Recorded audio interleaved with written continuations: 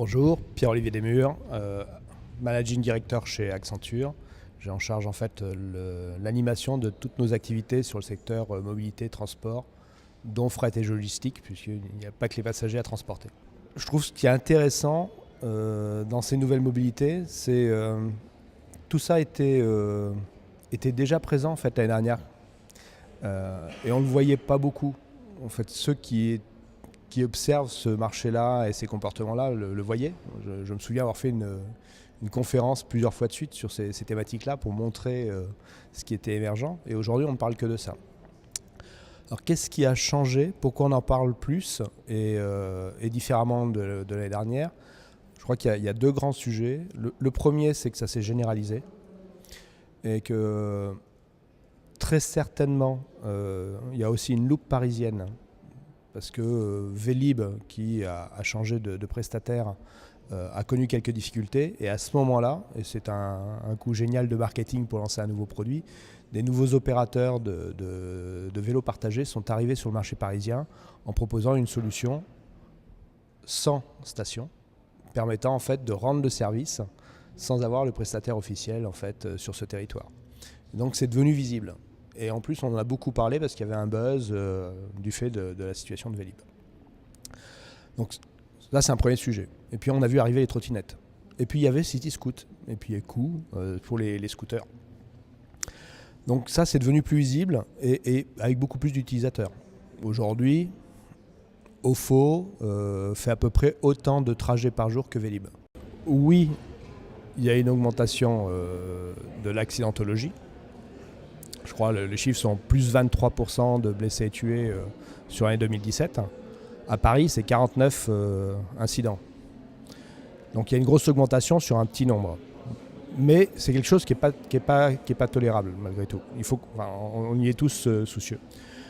Et là, il y a deux sujets de nouveau. Il y a un sujet qui est comment réguler ces pratiques-là. Aujourd'hui, une trottinette électrique, c'est entre 25 et 40 km/h suivant les modèles, si elles sont débridées ou pas. Officiellement, elles sont toutes à 24 km/h. La réalité, c'est qu'on peut aller plus vite. La réalité, c'est que même en étant à deux sur une trottinette, on peut aller à 24 km/h avec certains modèles. Donc, ce n'est pas un objet anodin.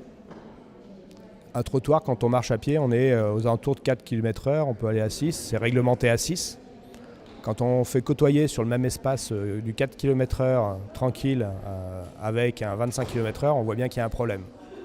On voit bien aussi que quand on met une trottinette à 25 km/h sur une voie rapide, donc sur un grand axe parisien, où on est théoriquement entre 30 et 50 km/h, quand on est à 30, c'est à peu près pareil. Quand on est à 50, c'est pas pareil. Par contre, ce qui est étonnant, c'est qu'il y en a un qui est avec un casque, un blouson, des protections renforcées quand on est motard ou en scooter, voire avec une carcasse pour nous protéger et des airbags quand on est en voiture. Puis de l'autre côté, on est quasiment tout nu sur sa trottinette et donc au moindre incident, ça part en vrille. C'est l'automne, on voit le retour des feuilles mortes, une chose qui revient tous les ans. Quantité de vélos et de trottinettes glissent, dérapent et ça finit très mal et je suis étonné que le chiffre soit aussi faible. Donc ça, il faut le réguler aussi. Et il faut le réguler en expliquant clairement où on a le droit de le faire et comment on a le droit de le faire. Mais ce qui veut dire information, sanction. Est-ce que ce sera suffisant? Probablement pas.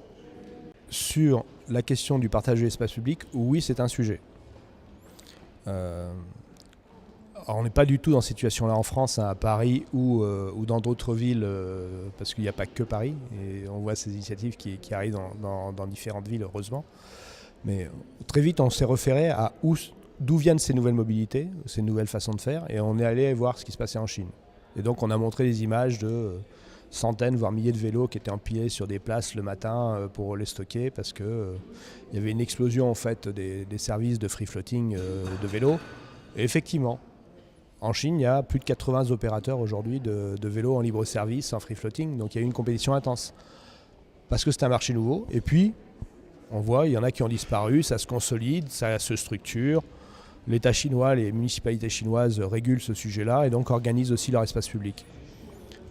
Nous, on voit un peu cette compétition, mais comme on a la leçon du passé, puis qu'on était quand même aussi opérateur de transport public depuis longtemps, on avait une organisation et une régulation en fait, de ces usages et des acteurs en fait de ce service-là plus matures. Et donc ça a donné lieu à Paris, par exemple, par la demande de la ville de Paris, d'une charte de bonne conduite. Et derrière, des questions, c'est nous faut-il une loi et quelle loi? Ce qui nous amène à en fait un sujet dont on n'a pas beaucoup discuté, mais qui est quand même la loi d'orientation des mobilités. On vit quand même depuis les années 80 sur la LOTI, qui organise les transports, et en fait qui distingue deux mondes, l'automobile d'un côté et les transports publics de l'autre, les transports publics étant essentiellement des bus, des trams et du métro. C'était structuré comme ça. Donc je vais le faire simple, du ferré et du routier, avec de la voiture et des autobus. L'orientation des mobilités parle des mobilités de tous les services de mobilité, et donc inclut sans distinction depuis la marche jusqu'au TGV, et peut-être Hyperloop demain si on tire encore le trait, et ou d'autres solutions comme ce Praways en monomodal. Donc ça, c'est un sujet intéressant parce qu'on va se donner d'un nouveau cadre. Alors la loi a été présentée avant-hier, le projet de loi a été présenté avant-hier, donc c'est un sujet de discussion, mais qui va permettre effectivement de ramener la voiture dans le concert en fait, des différentes formes de mobilité, qu'elles soient électriques, connectées, thermiques, pas connectées, et de pouvoir gérer à l'échelle d'un territoire, à travers les collectivités, l'organisation et l'articulation de ces différentes solutions.